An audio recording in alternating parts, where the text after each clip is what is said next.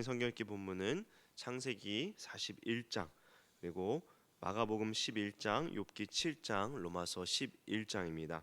창세기 41장은 바로의 꿈 해몽을 통해 애굽의 총리가 된 요셉에 대해서 기록되어 있고요. 마가복음 11장은 예수님의 예루살렘 입성과 성전 청결, 그리고 예수님의 권위에 대한 논쟁이 기록되어 있습니다.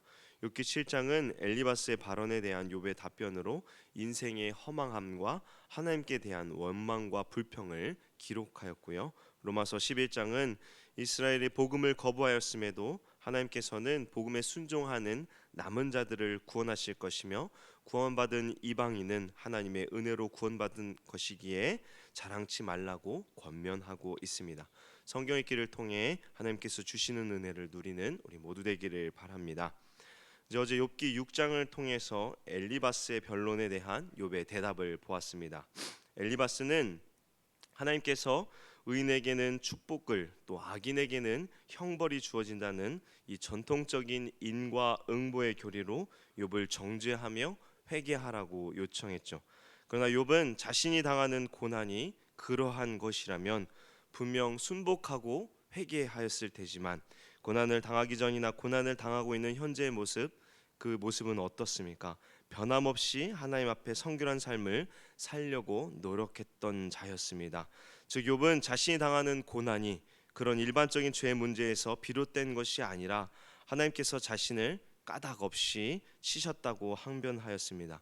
그러면서 욥은 친구들이 자신의 고통을 이해해주고 공감해 주기를 바랬는데, 오히려 정죄하여 고통만 안겨다 준다고 친구들에게 큰 실망감을 토로하였습니다. 자신의 모습을 친구들이 다시 이해하고 정죄를 멈추어 주기를 간구하죠. 오늘 7장은 이제 어제에 이어 자신의 비참한 처지에 대해서 탄식하며 욥이 친구들에서 그 방향을 이제 하나님께로 돌려 탄식하는 내용이 기록되어 있습니다. 욥은 인생, 우리들의 유한한 인생이 어떠한지, 삶이 어떠한지를 1절과 2절에 설명하는데요. 제가 우리 1절, 2절 말씀 함께 읽겠습니다. 이 땅에 사는 인생에게 힘든 노동이 있지 아니하겠느냐? 그의 날이 품꾼의 날과 같지 아니하겠느냐? 종은 저녁 그늘을 몹시 바라고 품꾼은 그의 삭슬 기다리노니. 1절의 인생이라는 이 단어는 약하고 죽을 수밖에 없는 인간을 의미하는 단어로, 이 창세기 4장의 셋의 아들인 이 에노스의 이름과 같은 단어입니다. 욥은 이러한 인생을 1절에 힘든 노동이 있고 2절에 삭슬 바라는 품꾼과 같다고 표현하는데요. 우리가 보는 개역개정 성경에서는 1절에 이제 힘든 노동으로 이제 번역하였지만, 이 단어의 본래 히브리어 뜻은 군 복무를 하는 군인을 뜻합니다. 지금 군대는 이제 1년 6개월이면 끝나지만 당시 고대 군인들은 어떻습니까? 강제로 이제 징집을 당하면 그 전쟁이 끝날 때까지 계속해서 군복무를 해야만 했습니다. 1, 2년으로 끝나지 않죠. 길게는 10년 넘게 군복무를 해야 했습니다. 그리고 항상 생사를 오가는 위협이 있었기에 얼마나 고통스럽겠습니까?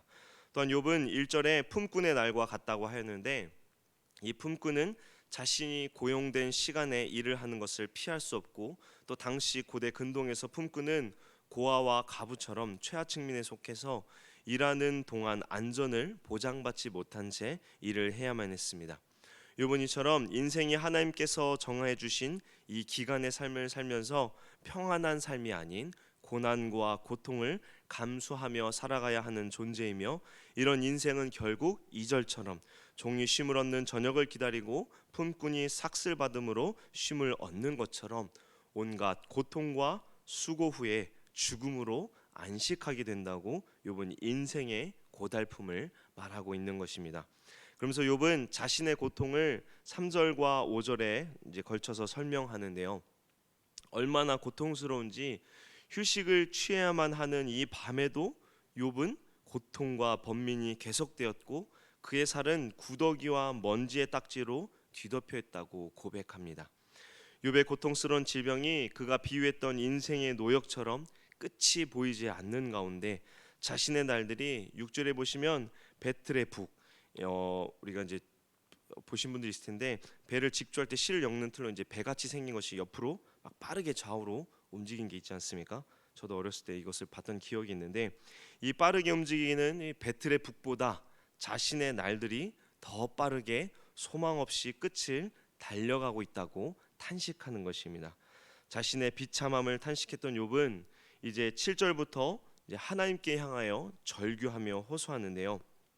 욥은 7절에 자신의 생명이 한낮 바람처럼 덧없으며 이 고통을 당하기 이전의 상태로 돌아갈 수 없을 것이라고 하나님께 호소합니다.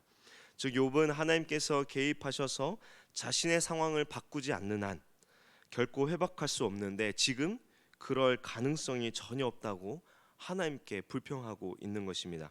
그러면서 8절에 욥은 하나님께서 자기를 돌보지 않으신다면 이 땅에서 그를 결코 찾을 수 없는 상태, 즉 죽게 될 것이라고 욥은 자신의 죽음이 이제 임박하였다고 느끼며 하나님께 구원을 호소하는 것입니다.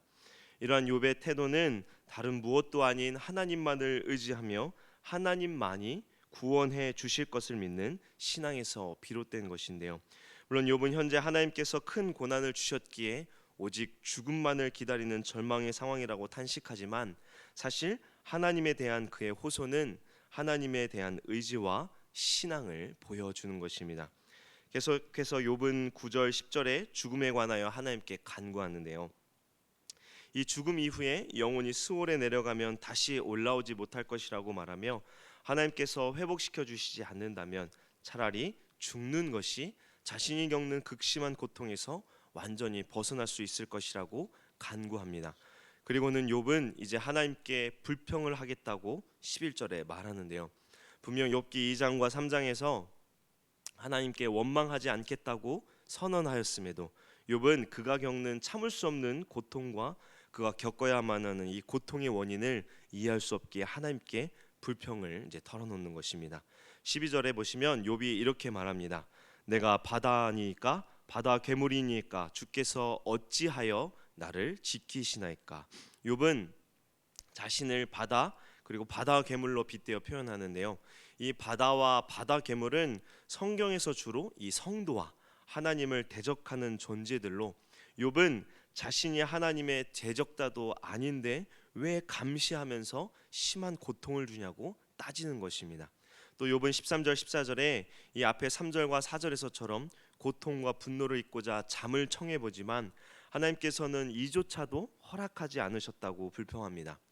육체의 고통을 경험해 보신 분들은 이 낮보다 밤이 더 괴롭다는 것을 잘 아실 겁니다. 밤이 되면 아픈 곳이 더 심하게 아프고 그로 인해서 잠을 잘 수가 없죠.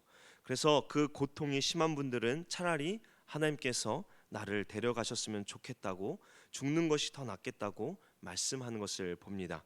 욥도 마찬가지였는데요. 15절 16절에 이렇게 말합니다. 15절 16절을 보시면 이러므로 내 마음이 뼈를 깎는 고통을 겪느니 차라리 숨이 막히는 것과 죽는 것을 택하리이다. 내가 생명을 싫어하고 영원히 살기를 원하지 아니하노니 나를 놓으소서 내 날은 헛것이니이다. 왜 하나님께서 자신을 그토록 괴롭게 하시는지 15절 16절에 차라리 죽여달라고 하나님께서 자신이 고통당하도록 붙잡고 계시지 말고 그냥 놓아달라고 하나님께 간청하는 것입니다. 12절 16절의 말씀을 보면 참으로 특이한 것은 보통 이 성경에서 하나님의 사람들은 하나님의 부재, 즉 하나님과의 관계의 단절을 가장 큰 고통으로 여깁니다. 그래서 다윗의 시편을 보면 시편 13편 1절에 이렇게 말하는데요. 여호와여 어느 때까지리까 나를 영원히 잊지 아니하시나이까 주의 얼굴을 나에게서 어느 때까지 숨기시겠나이까 하며 하나님께서 속히 자신에게 나타내시어 구원해 주시기를 간구하죠. 이처럼 하나님의 개입과 인재를 간구하는 것이 일반적인데 욥은 그 반대로 말을 합니다. 욥은 하나님께서 자신을 감시하지 마시고 자신을 놓아달라고 요청하는 것입니다. 어떻게 보면 욥은 하나님의 임재, 하나님께서 자신과 함께하는 것을 두려워하여 하나님과의 관계를 포기하고 싶다고 요청하는 것처럼 보이는 것입니다. 그러나 사실 이 욥의 원망의 표현들을 잘 보면 욥은 자신에게 일어나는 모든 고통과 고난의 원인이 누구에게 있다고 계속해서 강조하고 있습니까? 바로 하나님이시라는 것이죠.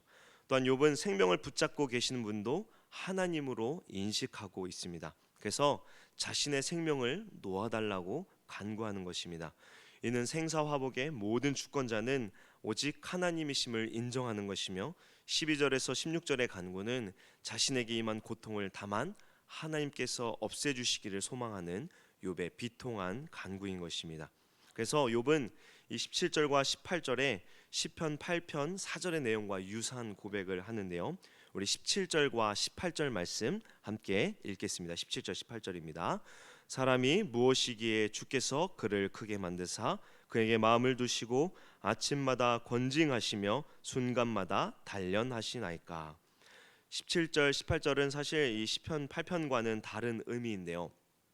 시편 8편 4절은 다윗이 이제 미천한 피조물인 사람을 창조주이신 하나님께서 돌보시는 데 대한 감사와 경외의 표현이라면, 지금 읽은 17절 18절의 말씀은 앞에 12절에서 16절의 표현처럼 자신을 끊임없이 괴롭게 하시는 하나님께 원망과 탄식의 표현을 하고 있는 것입니다.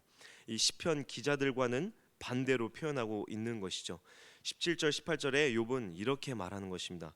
도대체 사람이 무엇이라고 하나님께서는 그를 대단하게 여기시고 그에게 마음을 두셔 아침마다 그를 찾으시고 매 순간마다 그를 점검하시어 괴롭게 하시나이까. 지금 욥에게 하나님의 관심과 보호는 억압과 고통 속에 감시로 느껴지고 있다고 고백하는 것입니다. 그래서 욥은 19절에 이렇게 말을 하죠. 19절 보시면 주께서 내게서 눈을 돌이키지 아니하시며 내가 침을 삼킬 동안도 나를 놓지 아니하시기를 어느 때까지 하시리이까. 도대체 언제까지 나를 지켜보시고 침 삼킬 동안도 나를 놓아두지 않으시려는 겁니까? 라고 말하는 것입니다. 욥은 제발 한순간만이라도 그냥 혼자 두었으면 좋겠다고 불평하고 있는 것이죠. 그러면서 욥은 20절 21절에 자신이 지은 죄가 있다 하더라도 초월적인 하나님께는 아무런 영향을 끼치지 않는 그런 미천한 피조물이기에 하나님께서 자기를 대적자로 삼지 말라고 징계하심으로 자기가 이제 거의 다 죽게 되었다고 하나님께 원망하는 것을 볼 수 있습니다.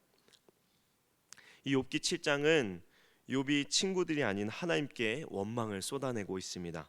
욥은 자신에게 임한 고통이 얼마나 큰지, 인생이 이처럼 허무한 존재이며 고된 삶을 살다가 순식간에 사라져가는 존재임을 비유로 토로하며 하나님의 임재로 인하여 오히려 고통받고 있다고 하나님께 원망을 쏟아냅니다.